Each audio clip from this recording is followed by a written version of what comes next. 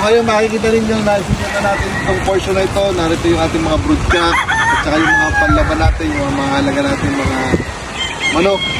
So ito namang parting to, sisecure pa natin to ngayong araw din ito. Ayan sir, makikita nyo yung pag-voice natin, ayos nila yung bako.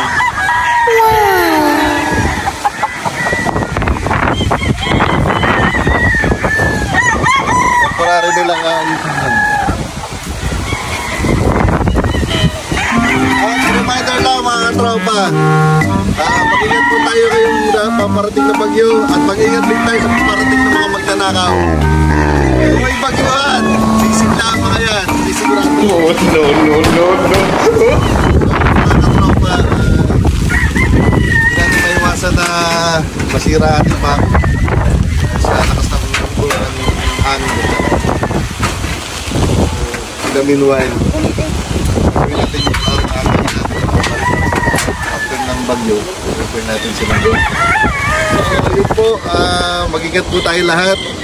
Hindi lang po yung ating farm, mga ating ingatan, lalo na po ating pamilya.